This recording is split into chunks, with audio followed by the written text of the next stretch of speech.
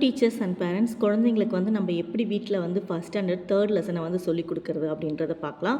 First வந்து பார்த்திங்கன்னா இது ஃபஸ்ட் ஸ்டாண்டர்ட் ஒர்க் ஷீட்டோட பேஜ் நம்பர் 5 இதை தான் நம்ம எடுத்திருக்கோம். இப்போ பாருங்கள், மேட்ச் பொறுத்துக. இப்போ அந்த பொறுத்துக பண்ணுறதுக்கு வந்து பிக்சர்ஸ்லாம் நம்ம கொடுத்துருக்கோம் இல்லையா, அதை வந்து குழந்தைங்களுக்கு கலர் பண்ண நம்ம சொல்லிக் கொடுக்கலாம். ஃபஸ்ட்டு வந்து பார்த்திங்கன்னா அணிலோட படம் இருக்குது. அணில் அப்படின்னு சொல்லிகிட்டே வந்து அந்த குழந்தைங்கள வந்து நம்ம அடிக்க சொல்லணும். சில குட்டீஸ் பாருங்கள், இப்போ இந்த படத்தை வந்து நம்ம அழகாக வந்து கலர் பண்ணலாம். கலர் பண்ணும் பொழுதே இது அணில் அப்படின்ற அந்த ஒரு வார்த்தையை வந்து குழந்தைங்களுக்கு மனசில் பதிய வைக்கணும். இது என்னன்னு கேட்டால் குழந்தைங்களுக்கு சொல்ல தெரியணும். அதுதான் வந்து முதல் படி.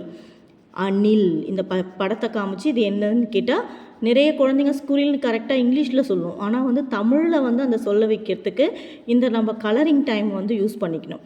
அணில். ஓகேவா? அடுத்து வந்து ஆடு. ஆடுக்கு வந்து நம்ம ஒரு மாதிரி சில்வர் கலர் நான் வந்து கொடுக்குறேன். ஆடு சொல்லிகிட்டே வந்து அடிக்க வைங்க. ஆடு ஆடு ஆடு. அவங்க எவ்வளோக்கு எவ்வளோ சொல்லி பழகுறாங்களோ அது மனசில் வந்து அவங்களுக்கு நல்லா பதியும். அதனால் திருப்பி திருப்பி கேட்டு கேட்டு அவங்கள வந்து நீங்கள் சொல்லுன்னு சொல்லாதீங்க, சொல்லி கொடுங்க. ஆடு ஆடு அப்படின்னு சொல்லிட்டு. இப்போ ஆடுக்கும் வந்து நம்ம என்ன பண்ணிட்டோம், அழகாக வந்து கலர் பண்ணிட்டோம். அடுத்து இலை இருக்குது. இலைக்கு வந்து நம்ம அழகாக பச்சை வண்ணத்தை வந்து நம்ம அடிச்சுக்கலாம். இலை இலை இலை இலை இலை இலை.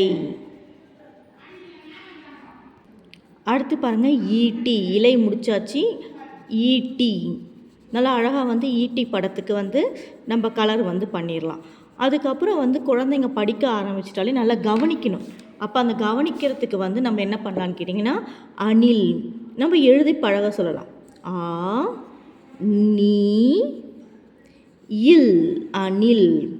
அவங்க கொஞ்சம் இன்னும் இந்த வேர்ட் ஃபார்மேஷன்லாம் அவங்களுக்கு வராது. சும்மா அவங்க ஃப்ரீ ஹேண்ட்லேயே எழுதிட்டோம். ஆடு ஆடு ஆடு.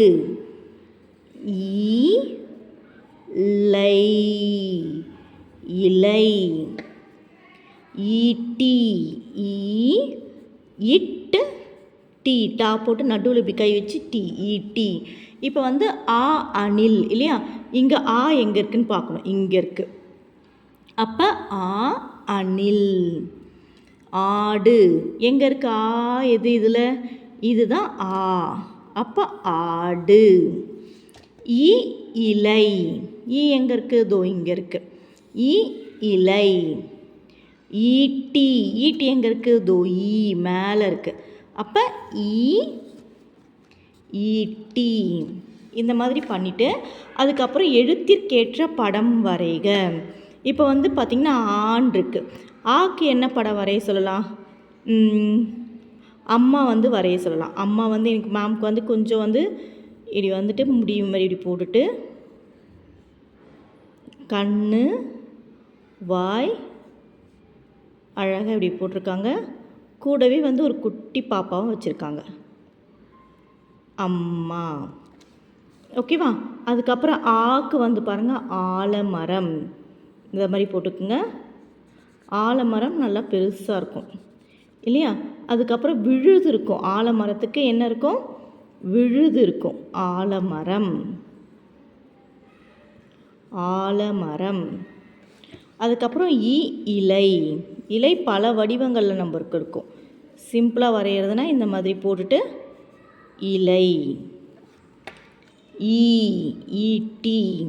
ஈட்டி ரொம்ப சிம்பிள். இப்படி நீட்டாக ஒரு ஸ்டிக் மாதிரி இப்படி போட்டுட்டு இப்படி கம்பு மாதிரி போட்டுட்டு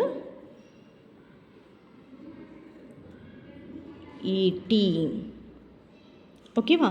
இந்த மாதிரி அழகாக வரைஞ்சிட்டு மேம்க்கு வந்து நீங்கள் வாட்ஸ்அப் பண்ணுங்கள். நான் உங்களுக்கு கரெக்ஷன் பண்ணி அனுப்புகிறேன். ஓகே செல்ல குட்டீஸ், தேங்க்யூ.